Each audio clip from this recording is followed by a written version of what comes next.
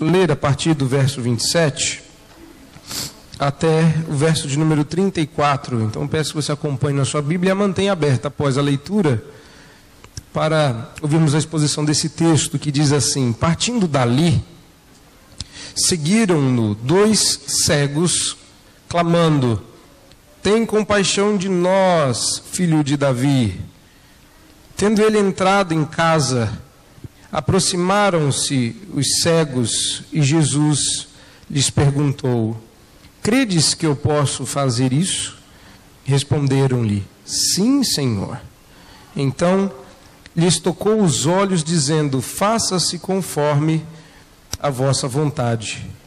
E abriram-se-lhes os olhos. Jesus, porém, os advertiu severamente, dizendo: acautelai-vos de que ninguém o saiba. Saindo eles, porém, divulgaram-lhe a fama por toda aquela terra. Ao retirarem-se eles, foi-lhe trazido um mudo endemoniado, e, expelido o demônio, falou o mudo. E as multidões se admiravam, dizendo: jamais se viu tal coisa em Israel. Mas os fariseus murmuravam: pelo maioral dos demônios é que expele os demônios. Vamos fechar os nossos olhos e orar mais uma vez.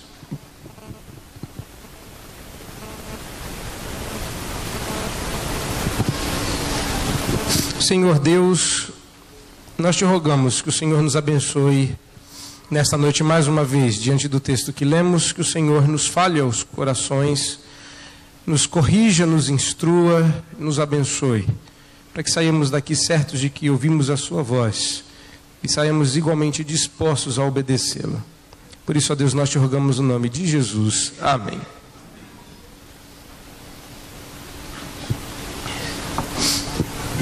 Hoje o culto tem sido dirigido pela UCP.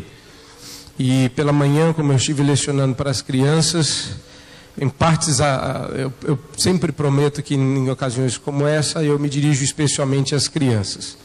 Mas a maior parte da minha energia se foi de manhã. Sobrou pouquinho para agora à noite. Mas uma das coisas que mais me amedrontavam quando eu era pequeno era ficar cego. Eu não sei qual é o maior medo das crianças, mas uma coisa é certa: de escuro até adulto tem medo. Quem aí tem, eu não vou dizer medo, mas dificuldades com a escuridão? Quem tem? Vai, levanta a mão, que senão eu mando desligar a luz e aí vai todo mundo gritar. Pois é. Vocês dormem de abajur ligado, com a luzinha da copa acesa, por precaução, claro. Você pensou, se a gente acorda à noite e trupica em alguma coisa, cai, a luz é uma precaução. Eu me lembro uma vez que teve blackout em casa. Alguém já experimentou aí um apagão? Disseram que ontem por aqui aconteceu um apagão, as luzes faltaram em alguns bairros. Quem experimentou apagão aqui ultimamente? Temos 2 ali, foram sorteados por algum motivo. Já experimentou apagão com criança? Com criança ainda não? Deus os livre dessa experiência. As crianças aí, quem lembra de ter experimentado uma escuridão, um apagão aí, faltou luz em casa? Olha, tem um dedinho levantado, olha lá outro ali. Aqui, tem ali, ó. É bom ou é ruim? Ruim, não é? Dá medo? É ruim, não é? Eu me lembro quando, num desses momentos de muita escuridão, para nos acalmar, minha mãe resolveu fazer conosco o culto doméstico. Já imaginou que delícia que é fazer o culto doméstico, correndo atrás de vela? Bom, botamos as velas acesas, resolvemos fazer o culto doméstico, e no meio do culto, Deus trouxe de volta a luz de casa. Uma das coisas que eu mais tinha medo, naquela noite, eu confessei, era de um dia ficar cego. Mal sabia eu que iria usar óculos e quase ficar. Aliás, a essa altura, a minha miopia ainda não parou de avançar. Eu ainda estou tendo problemas, eu não estabilizei para operar. Disseram que ia estabilizar com uma idade, eu passei. Disseram que ia estabilizar com outra idade, eu passei. Disseram que ia estabilizar com a idade que eu estou, ainda não estabilizou. Agora disseram que só com 35, o que significa que eu tenho menos. Eu estou achando que não tem muita esperança para mim. A Bíblia fala hoje da história de 2 cegos que procuraram Jesus. Não diz aqui se eles eram de nascença na narrativa de Mateus, porque para Mateus não me interessa a história dos cegos propriamente dito, mas o que os cegos disseram a Jesus e como reagiram ao encontro que tiveram com Cristo. A Bíblia também fala mais à frente de um mudo. E quando a gente é pequeno, a gente ouve algumas coisas, quando a gente é criança, a gente ouve algumas coisas que a gente repete sem entender. Eu fui descobrir depois de alguns anos que nem todo mudo é surdo. Existe o surdo mudo, mas existe o surdo que fala e existe o mudo que não é surdo. A minha cabeça virou uma bagunça. Cego, surdo e mudo para mim era um pacote só. Graças a Deus não é. Agora que vocês encararam um pouco o medo da escuridão, não é horrível o silêncio? O silêncio é ruim também. Alguém aqui gosta do silêncio? Alguns diriam que sim, depois de grandes, que preferem um tempo com silêncio. Ele é bom e ele é importante. Mas quando ele dura mais do que o necessário, ele incomoda. Já disse isso. As pessoas começam a falar sozinhas quando ficam confinadas. Eu sei que vocês não sabem disso porque vocês são crentes, não assistem Big Brother nem a Fazenda, não gastam seu tempo com essas inutilidades, mas em alguns desses programas eles confinam as pessoas e põem uma câmera para filmar a loucura delas. E elas começam a conversar consigo mesmas porque o silêncio incomoda. Agora, já pensou se incomodados pelo próprio silêncio lhes fosse proibida a virtude da fala?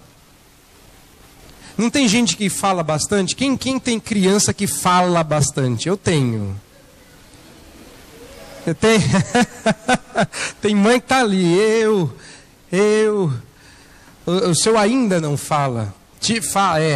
Mas nós tínhamos um problema com a mais nova. Achávamos que ela não ia falar.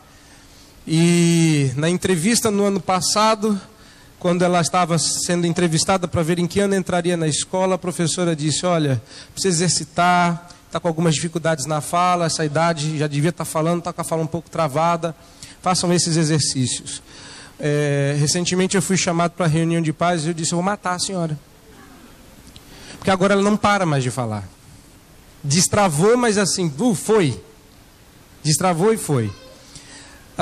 Não é curioso como falar demais incomoda e falar de menos também? Quem tem filho ou parente calado, que não é tímido, não gosta de falar, que você não ouve a voz. Tem um povo aqui na igreja que existe uma lenda, dizem que essas pessoas falam, mas a gente nunca ouviu a voz delas. Não tem esse povo? Geralmente eles não fazem muito sucesso, esse povo mais calado, eles são esquecidos. Talvez eles até existam e vocês não saibam, porque eles não falam. E eu não estou falando das criancinhas assim, pequenininhas, não. Porque de vez em quando até o Benício manifesta a sua vontade, mesmo sem falar.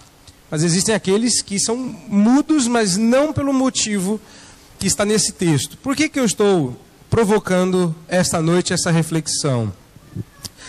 Primeiro, para que vocês olhem para esse texto e comecem a ponderar possibilidades diferentes para esta vida. Nós estamos vivendo numa época em que tudo é reduzido ao aspecto físico. Não existe nada que não seja físico, dizem os cientistas, nada que não possa ser provado ou experimentado pela ciência. Nós não somos informados aqui de que categoria era esta cegueira. Até porque na época de Jesus e no lugar onde ele morava, a cegueira era algo extremamente corriqueiro e até hoje ainda é um grave problema no Oriente Médio, a cegueira. Mas, curiosamente, depois de haver curado os cegos na mesma casa, verso 32, diz que trouxeram até Jesus um mudo endemoninhado, e a partir do momento em que o demônio saiu, o mudo falou. O que é muito curioso é nós nunca ouvirmos, exceto nos lugares mais pentecostais e neopentecostais, algo que está na Bíblia, que existem, sim, certas doenças físicas, cuja origem é de cunho espiritual, e me permita ser mais específico, demoníaco. A gente não considera isso. Quando nós tratamos de doenças, geralmente nós tiramos o aspecto espiritual da mesa. Quando se fala de doença, não se fala de demônios, não se fala de Deus, se fala de remédios. Mas a Escritura levanta a possibilidade, eu estou dizendo possibilidade por gentileza, não é uma possibilidade, é uma realidade. Mas, como no nosso mundo a coisa é tão difícil de discernir, porque no nosso mundo tudo é demônio, tudo é culpa do demônio, existem coisas que o demônio é culpado, sim, senhor. Nós temos dificuldades de levar em conta. A primeira coisa que eu gostaria de nós vermos no texto aqui, um pouco mais na superfície, é que os demônios podem ser, sim, causadores de doenças físicas. Eles, de fato, nos atormentam e podem nos afligir. Mas isso não significa que tudo possa ser atribuído a um demônio. Que um cego seja cego por causa do demônio que habita nas vistas. Que o mudo tenha um demônio na língua. E que o surdo tenha um demônio nas orelhas. Não, mas essa não é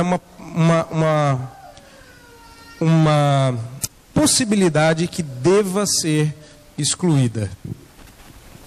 A segunda coisa que eu quero que ainda na superfície nós vejamos, por favor, confira no texto, é que de que ordem seja a doença, explicada ou não a sua origem, Jesus ainda é a solução. Ele pode fazer isso por meios extraordinariamente, não usar meios, ou ele pode fazer isso ordinariamente. Repare que não se diz de que categoria era esta cegueira, mas diz no verso 29 que Jesus toca os olhos dos cegos. Mas quando se fala do mudo, Mateus não nos dá muitos detalhes de como essa expulsão do demônio aconteceu no verso 33. Porque o objetivo de Jesus não é dar atenção ao demônio, mas atenção ao Cristo que operou o milagre e ao resultado. Observe, Cristo está em evidência em todo o texto, em todo o evangelho, mas existem nuances que chamam a atenção. Aqui, nuances são perspectivas. São calombos literários que chamam a atenção. É como uma lombada, um quebra-mola no texto. Essa é para as crianças. Nós estávamos voltando do acampamento da UCP, se não me engano. Eu tenho que consultar porque eu não me lembro da história. Eu só lembro que era a Cíntia que gritava. Porque eu estava sem óculos, voltando da UPA. Obrigado, Fernando. Você também gritava no carro? Tá certo. Desesperadamente ele acrescenta. E eu estava sem os meus óculos, não sei por que motivos. Mas nós tínhamos ali um conjunto que daria um belo filme. O final do filme não seria bom, mas daria um belo filme. Eu, cego, dirigindo, mas era o único que sabia dirigir, Fernando tentando enxergar e me passar, e atrás o povo desesperado. Num determinado momento, nós passamos direto por uma lombada. Eu não diminuí a velocidade. Adivinhem, foi perceptível ou não o fato? Foi, depois que todo mundo bateu a cabeça no teto e voltou, não é? Aí todo mundo disse que havia uma lombada no caminho. Há certas coisas que chamam a nossa atenção mesmo que a gente não queira. A gente tem que estar atento a elas para que a gente não passe direto, sofra e tenha que chorar depois. Uma dessas nuances, uma dessas lombadas literárias que estão no texto, é que há momentos em que a Bíblia chama a atenção para um ou outro aspecto. E aqui, quando nós passamos por esse texto, duas lombadas chamam a atenção, duas lombadas balançam o nosso carro, que são as lombadas daquilo que foi dito por quem foi curado. Está se chamando a atenção para o que o curado fala. Trata-se pouco de como Cristo fez, dos motivos e da descrição desta operação. Aqui, no verso 33, expelido o demônio é um detalhe e não é o foco do texto. A lombada está na reação daqueles que viram o milagre. Sabe o que isso chama a atenção também? Sabe o que isso nos revela? Agora nós já não estamos mais tão na superfície. Nós já estamos prendendo a respiração e abaixando um pouquinho. E quando nós abaixamos um pouquinho e colocamos a cabeça inteira debaixo d'água, a nossa visão muda. Já fizeram essa experiência? Engraçado que estão os adultos adorando o sermão mais assim da UCP, né? Crianças, já fez isso? Você não é mais da UCP, rapaz? Quem é as crianças que já fizeram isso? Olha lá, olha o tamanho da criança que já fez isso. Olha lá. Não é legal quando a gente coloca a cabeça debaixo d'água e abre o olho debaixo d'água? Já fez isso? Não é diferente a visão? E os adultos já fizeram isso? É ou não é diferente? Quando a gente abaixa um pouquinho na superfície e abre os olhos, uma nova realidade aparece para nós. Qual? A de que a igreja que foca o seu ministério na atuação do demônio está focando no detalhe e não no alvo. Naquilo que não importa, o demônio e a sua expulsão não são o foco do ministério de Jesus. O alvo é curar o mudo, nem que para isso ele tenha que passar pela expulsão do demônio. Mas muitas igrejas têm focalizado o seu ministério e a sua ação no demônio. É como diz um professor meu, se põe a ênfase no lugar errado. A ênfase deve ser colocada no lugar certo. Mas quando a gente coloca a ênfase no lugar errado, fica meio estranho. Não fica? Fica, obrigado. E esse é o problema do texto. Quando nós não prestamos atenção no texto, a gente se corrompe. Corrompe, e vocês explicam em casa para as crianças. Para que todo mundo entenda um exemplo prático. Ainda que sejamos condescendentes com uma possível expulsão do demônio, eu me pergunto para que perder tempo entrevistando o demônio para saber seu nome, seu RG, o que ele está fazendo ali, como ele foi parar ali, por que ele não saiu antes. E Jesus, repare que nessas igrejas e nessas oportunidades, o detalhe é a expulsão, é a ação de Cristo. Gasta-se 40 minutos batendo papo com o demônio. Agora me permitam uma ironia. Eu não sei para que gastar tanto tempo conversando com o demônio aqui, se poderão fazê-lo pela eternidade. Quem entender, entenda. E aí, em menos de 30 segundos se expulsa o demônio, glória a Deus, próximo demônio. Note que no texto se gasta um pouco mais de tempo da descrição do mudo vindo. Expelido o demônio falou mudo, e todo mundo ficou maravilhado com o mudo falando, e Cristo, a fama de Cristo se passou por toda aquela região. Agora, note o verso 34. Quem focalizou nos demônios? Quem prestou atenção no demônio? Quem está interessado em entrevistar o demônio? Não são os discípulos, não é Jesus, não é o mudo, não é a multidão, são os fariseus. O que nos leva agora a levantar um pouco, tomar um pouco mais de ar nessa água e fazer um mergulho mais profundo. Vamos colocar aquele aparelho de mergulhar agora.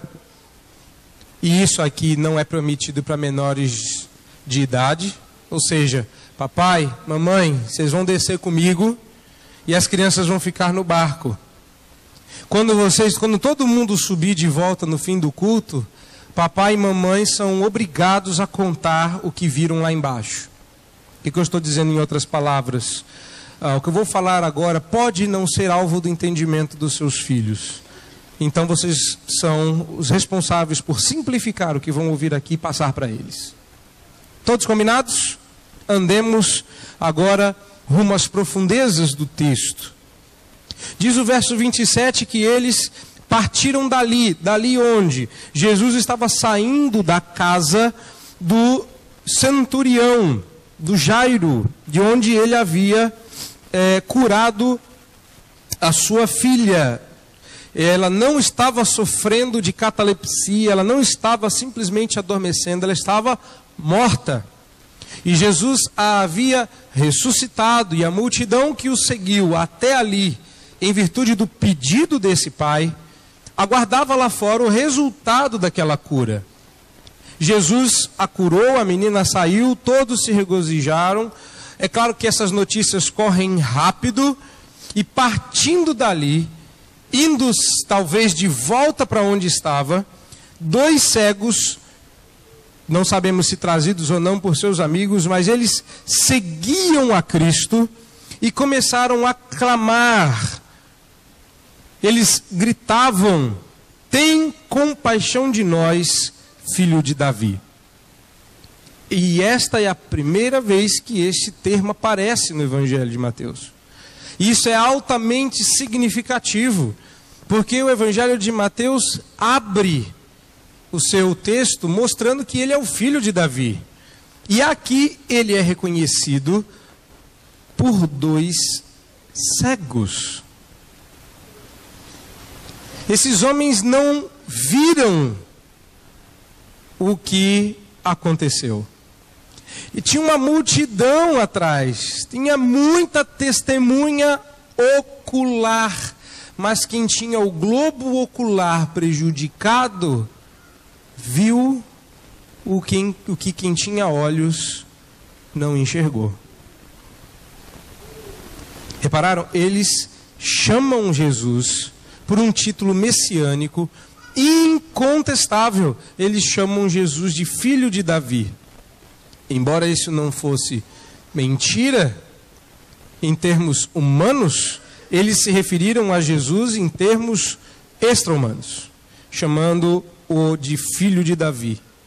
Isso era altamente significativo. Eles estavam reconhecendo Jesus como o Messias. Eles estavam concordando com a narrativa de Mateus. Então Jesus altera o seu curso, entra na casa dos cegos, senta com eles e na conversa ele pergunta se eles creem que o que eles estão pedindo possa ser feito. E eles respondem com uma pública profissão de fé: sim, Senhor. E o Senhor Jesus lhes atende: faça-se conforme a vossa fé. Nós normalmente não entendemos este relacionamento fé versus cura. E novamente nós temos algumas deturpações. Aquelas principais dizem que a fé é fruto, a cura é fruto da fé. Se você não crer, você não será curado. Embora Jesus nem sempre tenha vinculado a cura à fé, há momentos em que a cura é sim um reflexo da fé. E muitos de nós tentam explicar como a fé não tem nada a ver com a jogada, só para não cair no erro pentecostal. Veja, nem tudo é erro lá. Há coisas que eles acertaram. Só que eles engrossaram uma perna e deixaram uma outra raquítica. Eles apenas colocaram a ênfase no lugar errado. E não é por causa disso que nós vamos jogar o que está na Bíblia fora para justificar uma posição religiosa. Isso não seria exegese, isto não seria estudar o texto. E o texto diz que a fé foi o meio e não a causa. E aí é que vem a correção. Jesus não se comoveu pela fé que eles demonstraram e pelo tamanho impressionante daquela fé que 2 cegos demonstraram, mas ele entendeu que a fé seria o veículo usado para a ministração daquela cura. Faça-se-vos conforme a vossa fé. A fé não é a causa, porque Jesus não teve compaixão deles por causa da fé, mas a fé é o meio através do qual Deus concedeu a bênção. E isso está em completo acordo com o restante das Escrituras. Outra coisa que nós temos que notar aqui é como Jesus termina esse diálogo, porque no verso 30 já começa a proceder a cura, com a palavra fé. Por que a fé aqui é uma curiosidade? Já não se falamos de fé antes? Sim, falamos de fé antes. Falamos da fé das pessoas que tocaram, que se aproximaram. Mas agora nós estamos num momento diferente desse texto. Me permita subir um pouquinho de nível aqui, meus irmãos. Olhem para esse texto com todo. Logo depois de Jesus ter saído, verso 31... foi trazido o mudo endemoniado e o mudo falou, e aí agora todo mundo já tinha visto.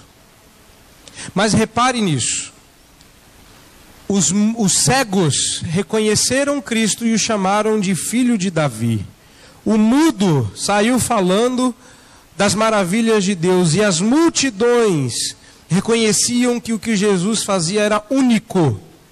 Olha lá no final do verso 33, jamais se viu tal coisa em Israel. Mas os fariseus murmuravam, dizendo que o que havia sido operado era operado pelo maioral dos demônios.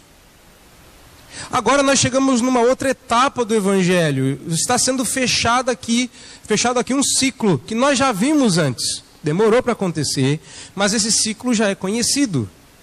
Qual ciclo? Será que a gente lembra qual é o ciclo? Mateus trabalha dessa forma, entrelaça temas, revela Jesus, mostra, provoca-nos a um veredito, mas no final ele dá 2 opções. Você, ao entrar aqui, não é obrigado a crer no que nós cremos, nem obrigado a acreditar no que eu estou falando. Você tem 2 opções e o correto é apresentar as 2 opções.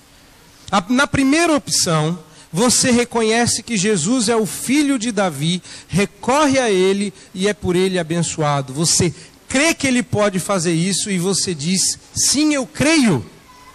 Mas por outro lado, você pode rejeitar, você pode dizer não, você pode dizer que tudo isso é loucura, que esse povo está bêbado, como disseram dos discípulos no dia do Pentecostes.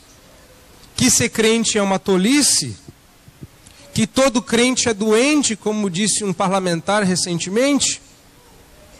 Sempre haverão 2 povos, sempre haverão 2 portas, sempre haverão 2 escolhas, porque sempre haverá 2 destinos. E quando nós olhamos para esse texto, nós os vemos aqui. Mateus encerra esse ciclo de curas, porque agora ele vai falar sobre missões, ele vai trocar agora o foco, ele vai começar a falar da seara. É só você conferir no seu texto, a partir do verso 35. Ele fala do problema da seara, dos poucos trabalhadores, recruta 12 e vai enviá-los, vai trabalhá-los. O foco muda. E essa etapa de curas se encerra com Mateus te provocando a uma das duas opções legítimas: cheiro de vida para os que vivem, cheiro de morte para os que morrem. Nem toda pregação tem como objetivo converter o coração. Vem, meu servo, mostra o bico. Deixa eu botar uma tenaz na sua boca. Agora prega. E o coração deles não vai crer. E quando eles não crerem, pregue mais, porque o coração deles vai endurecer. E por causa do pecado deles eu vou puni-los. A essa altura, quem é? Isaías diz: Senhor, até quando? Fala, até que eu tenha terminado a obra de purificação, ou seja, até que fique o toco. E até que seja arrancado o toco e fique só a raiz. Dela sairá santidade, o rebento santo. Dela farei brotar a semente de Davi, do tronco de Jessé. Quando nós olhamos para Jeremias, quando nós olhamos para Ezequiel, que inclusive será o próximo a ser citado no texto seguinte, e nós vemos esses homens sendo chamados por Deus para pregar, profetas maiores, como Isaías, por isso que eles chamam maiores, porque o texto dele é grande. Quais são os profetas maiores, criançadas? Isaías, Jeremias, Ezequiel e Lamentações, não. E Daniel. Esses profetas, pelo menos 3 deles, foram chamados para pregar e endurecer. Mas não foram só eles, nós já vimos isso antes. Nós vimos Moisés diante do faraó e Deus dizendo, fale. E Moisés mostrando, jogando cajado no chão, virando serpente, comendo as demais, praga em cima de praga. E faraó se converteu vendo tudo aquilo. Não, porque embora faraó tivesse olhos para ver, não tinha fé para enxergar. Faraó viu coisas que não tem Hollywood no mundo capaz de reproduzir. Uma coisa é ver certos acidentes, certas manobras pela tela. Outra coisa é ver pessoalmente. É totalmente diferente. Faraó estava no filme, ele não estava vendo o filme. E ele se converteu? Não. É meio desanimador num mundo como o nosso, com a gana que nós temos de fazer crescer o reino à força, dizer que a pregação nem sempre tem o objetivo de salvar, mas por vezes de endurecer. Mas, irmãos, leve isso em conta, porque ou Jesus para você é Emanuel, Deus conosco, ou ele é um nazareno desprezado. Não mudamos isso ainda. Quando Mateus nos apresentou os nomes de Jesus, ele também nos apresentou opções. Creia e será salvo. Não creia e continuarás perdido. E nós não levamos isso em conta quando pregamos. E há uma frustração de que as pessoas não se convertem quando a gente fala. É claro que é melhor que elas se convertam. É claro que o nosso desejo é este. Mas e quando não acontecer? Como é que você vai reagir? E quando esse não for o caso, a Bíblia diz dela mesma em Isaías que a palavra de Deus nunca volta vazia. E ela sempre prospera naquilo que Deus determinou. Deus determinou uma espada que separa os salvos de um lado, os perdidos de outro. Continuando nesse texto, verso 30, diz que se abriram os seus olhos e Jesus os advertiu para que eles não falassem do ocorrido, uma vez que isto tinha acontecido dentro da casa. E eles calados, saíram e divulgaram a fama por toda a terra. Uma das maiores curiosidades dos evangelhos serão esses episódios, onde Jesus chama e fala assim: estou curando, estou salvando, é isso aí, mas não conta para ninguém, tá ok. Jesus me salvou! Não dá para ficar calado. Jesus abriu os olhos, mas não fechou a boca. Uma das coisas curiosas desse texto, que me chamam a atenção e que, quem sabe mais para frente, Mateus nos ajude a entender por que Jesus fazia isso. É claro que nós temos teses aqui. Acredito que Jesus não queria que a essa altura, essa multidão o proclamasse rei e entendesse errado o seu ministério, porque além de estar muito no começo, não era só as coisas que Jesus precisava fazer que estavam em jogo, mas aquilo que ele precisava ensinar e revelar sobre o reino. Era cedo demais. Mas outra coisa também é revelada nesse processo. Não é só a estratégia de Jesus, mas o poder do Evangelho. Quando você crê, você nunca é um agente secreto do reino de Deus. Ninguém aqui é um 007. Vocês repararam que eu coloquei 4 zeros e não 3, não é? Do reino dos céus. Não existe isso. Ah, mas tem horas que ninguém percebe que nós somos crentes. Como não perceber? O que seria capaz, pense aqui, todo mundo, crianças e adultos, olhe para esse verso de número 30 e o verso de número 31, e me diga o que seria capaz de fazê-los falar quando aquele que os curou os adverte severamente para ficarem calados. O que seria capaz de fazê-los, entre aspas, desobedecer Jesus e pregar o Evangelho? Porque é isso que eles fizeram, eles divulgaram-lhe a fama por toda a terra. 2 ceguinhos que agora viam. Mais para frente nós vamos ver reflexos disso. Repare que nós estamos no Evangelho, a história de Jesus, mas tudo que Jesus faz ou diz tem reflexo na teologia dos apóstolos. E mais para frente nós vamos ler Paulo pensando nesse texto e dizendo: prega, insta, quer seja oportuno, quer não. Não é hora de falar de Jesus, eu sei, mas Jesus tem horas que é tão inconveniente. Quem gosta de McDonald's aqui? Não gosta de McDonald's? Não gosta, ela não gosta de McDonald's. Não, é sério isso? Abençoada é sua mãe entre as mulheres.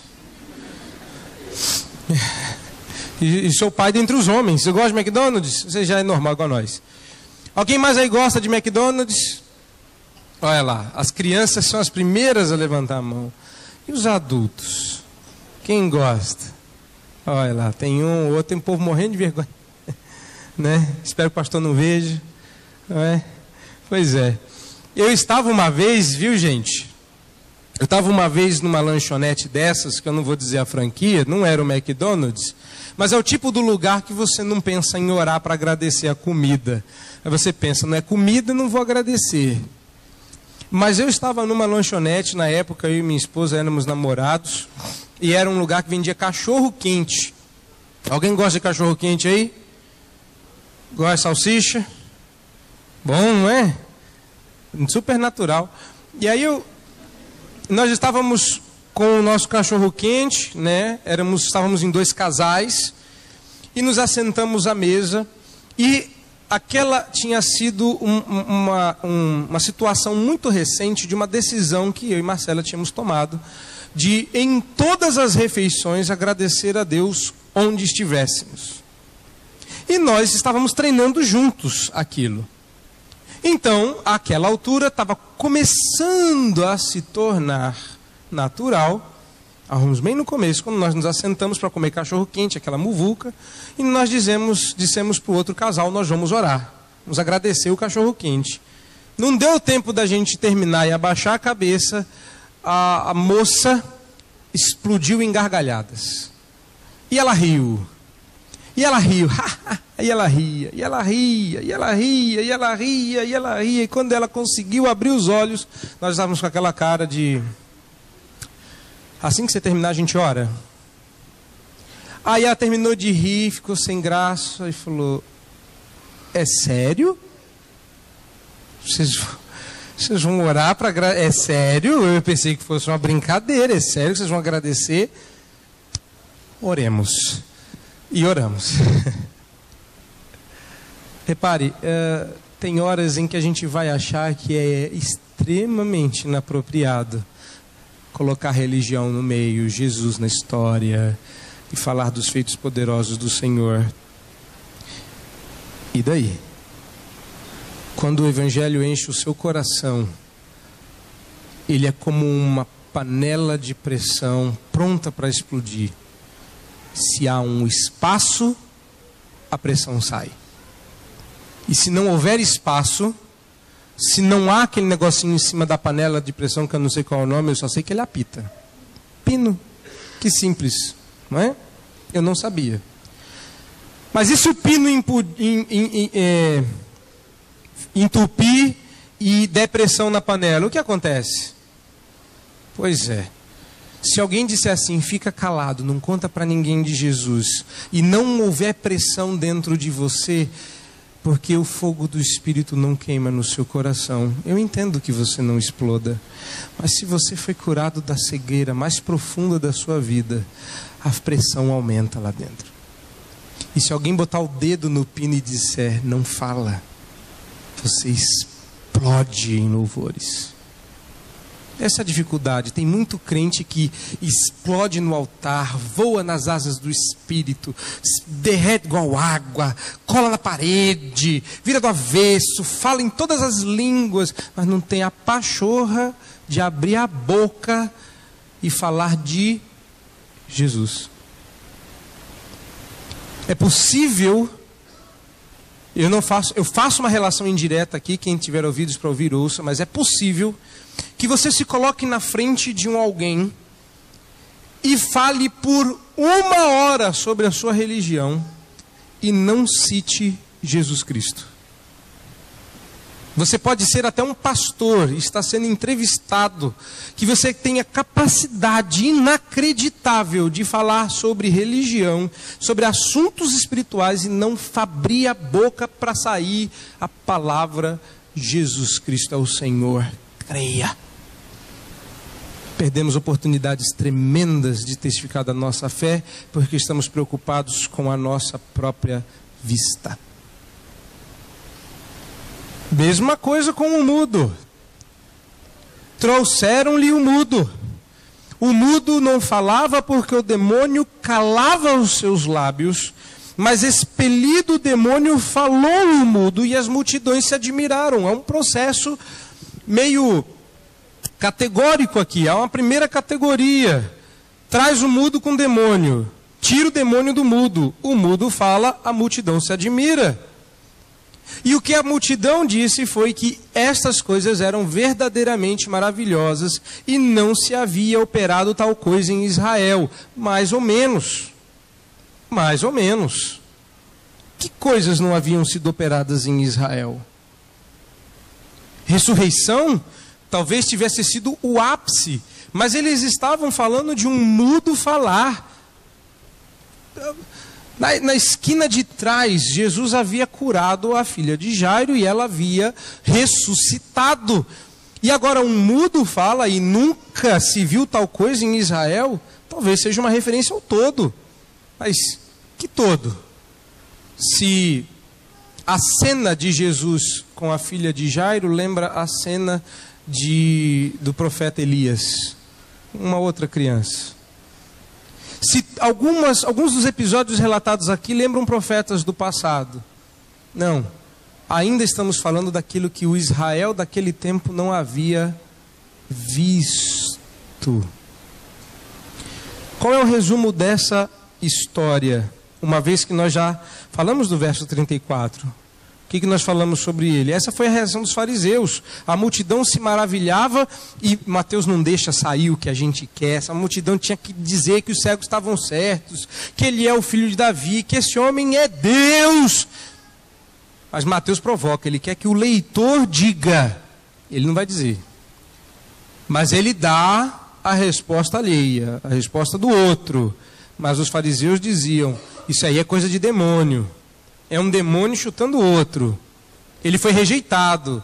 Os fariseus não aceitaram o testemunho de Jesus, enquanto o mudo, o cego e a multidão, sim. Qual é o resumo dessa ópera? Vamos encerrar. Bom, nós lemos o Salmo 115, não lemos? Vamos relembrar aqui o Salmo 115, porque ele é o salmo aludido aqui. Veja, é uma alusão, ele não está citando, mas é possível ver o Salmo 115 aqui. O que diz o Salmo 115 que nós lemos na liturgia? Prata e ouro, versículo 4. Prata e ouro são os ídolos deles, obras das mãos do homem. Tem boca? Leiam comigo. Tem boca?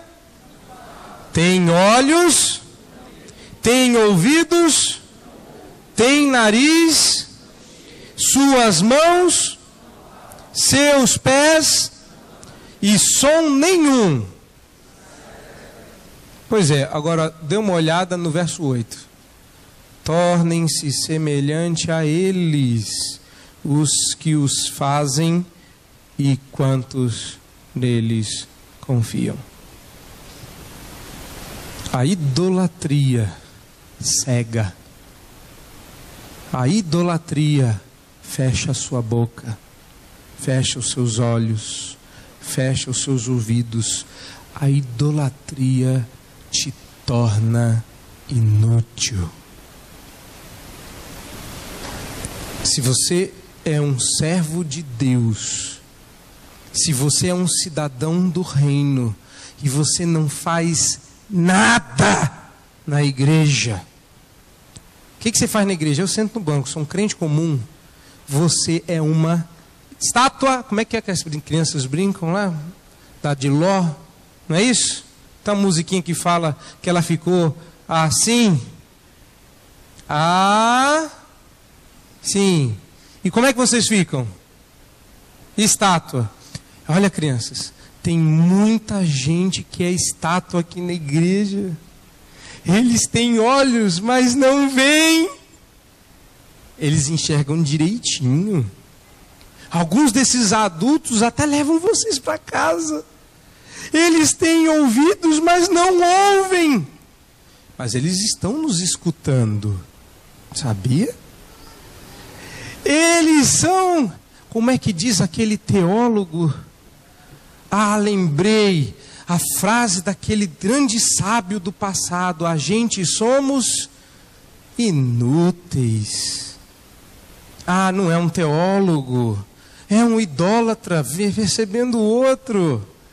Irmãos, a cegueira mais difícil, a cegueira que importa ser curada, a cegueira que Jesus curou primeiro nesses cegos, foi a cegueira espiritual. Jesus não abriu seus olhos, verificou se eles enxergavam e então perguntou se eles criam.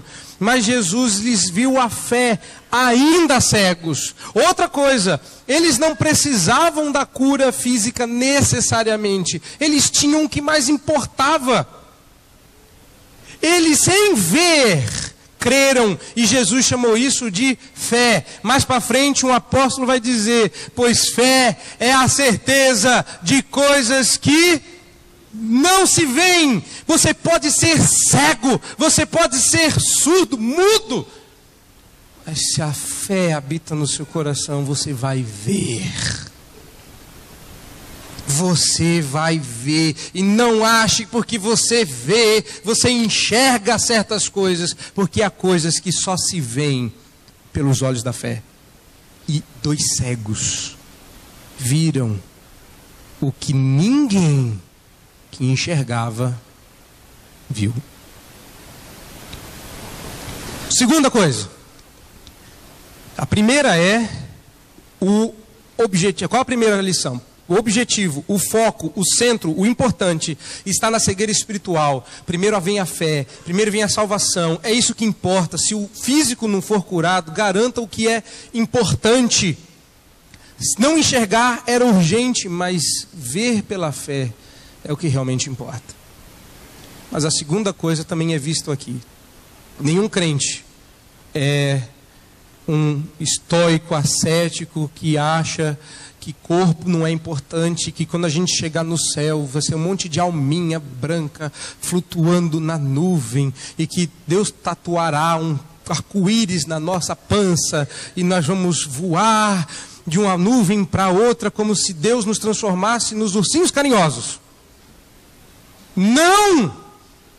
Corpo é importante, e se não fosse, uma vez que o importante já estava presente, por que Jesus se importaria com o físico? Mas Jesus se importou. Vocês têm o que importa, vocês olharam e viram mesmo sem ver, mas ver também é importante. O corpo também é importante. E cada cura que acontece, não só na Bíblia, mas aqui, dentre nós, cada pedido de oração que a gente volta para agradecer, cada cura experimentada, nós antevemos a redenção dos nossos corpos experimentada aqui nesse estado. É por isso que a criação aguarda ardentemente a redenção dos filhos de Deus para ser liberta do seu cativeiro, conforme nós lemos em Romanos. A criação aguarda a redenção de si mesma, porque quando a nossa redenção acontecer, todo o aspecto físico será redimido. Deus não redime só a sua alma. Deus redime o seu corpo, não agora, mas isso acontecerá. Deus não ignora. Se a fé é só o que importa. Porque Jesus curou os olhos, porque Jesus abriu a boca do mudo, porque importa sim. É claro que se esse sermão se degenerasse em um sermão legalista, eu ia falar para vocês cuidarem bem da saúde e comer verduras e legumes. Porque o corpo é importante. Mas o alvo aqui não é falar dos seus cuidados com o corpo. O alvo aqui é falar dos cuidados de Deus com o seu corpo. Que corpo eu vou ter no céu? Esse mesmo que você tem. É claro que isso dá uma desanimada, né? Não estava esperando isso. Só tem um problema, meu querido. O seu corpo como ele está não é perfeito. Você não sabe como você é perfeito. Todos vocês, isso vai ser bom chegando em casa. Viu, criançada? Chega em casa, dá uma olhada no espelho e fala: um dia eu vou ser bonito. Porque você não sabe como é você lindo. Você não sabe como é você perfeito. O que você olha hoje é você corrompido pelo pecado. Você um dia vai ser tudo de bom. Porque quando Deus te criou, era tudo bom. Esse mesmo corpo que você tem será redimido, será perfeito, será maravilhoso. Deus se importa. Deus salvará. Então, nada de ser um mau mordomo do corpo, porque se Deus se importa, então nós também nos importamos. E o mudo? O mudo falou. E os fariseus não creram. Pois bem, isso nos encaminha para o fim. Irmãos, quem tem olhos abertos também tem que ter a boca aberta. Se você vê quem Cristo é, você precisa falar de Cristo. Quando Cristo abre os nossos lábios, porque abriu os nossos olhos, nós temos que falar das virtudes daquele que nos chamou das trevas para a sua maravilhosa luz. Agora, tem muito crente que é boca aberta, no mau sentido. Que está perdendo a oportunidade de evangelizar, que está perdendo a oportunidade de falar de Deus. Não é para converter as pessoas, é para falar das maravilhas do Senhor operadas na sua vida. Mas isto não significa que todos crerão. ainda há uma chance. A outra é perdição.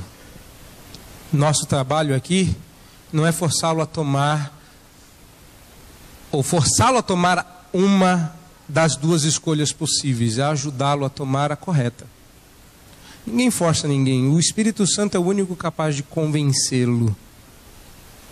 Por isso, crendo ou não, entendendo ou não, vendo ou não, falando ou não, Cristo reina.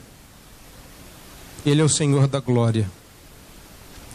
Ele abriu os olhos do seu coração, do meu coração, nos faz ver, abriu nossos lábios, nos faz louvar, nos faz falar, nos redimirá os corpos, e quem não crer, perecerá.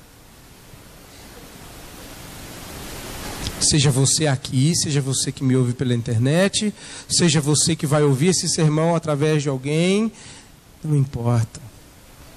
Se você se colocar na turma dos fariseus, você vai achar que tudo é demônio. Se você se colocar na turma dos discípulos, sua boca vai abrir agora de espanto. Isso nunca aconteceu antes. E sabe de uma coisa? No dia que você crê, eu garanto, isso nunca te aconteceu antes. Nascer de novo é uma vez só. Para todo sempre. E essa é a minha oração, para que isso aconteça com você. E se isso não acontecer com você, eu já sei que você me acha doido. Eu não ligo. Eu quero encerrar com uma ilustração. Há 2 semanas, 2 adolescentes foram nos procurar na capelania. E eles diziam que iam apresentar um trabalho na escola que ia defender que Deus havia criado o universo. E eles estavam num dilema, pedindo coragem para que eles dissessem uma frase que iria confrontar a classe inteira. E na conversa eles disseram: pastores, nós queremos que o Senhor ore por nós, porque a partir de hoje nós seremos odiados pela nossa classe. Bom, é claro que a gente disse o que vocês pensaram, né? Fala, insta, é isso mesmo. O amor do mundo não vale o amor de Deus. Mas eu achei tão bonito aquilo. Nós estamos dispostos a sermos odiados por toda a escola por amor de Cristo. Até que ponto você enxergou aquilo que precisa ser dito? Olhe, fale e colha. Colher é o nosso próximo assunto, porque agora Jesus vai levantar os que vêm e que podem falar para ir. Então atenção, quando vocês cruzarem aquela porta, bem-vindos ao campo missionário. Deus os abençoe.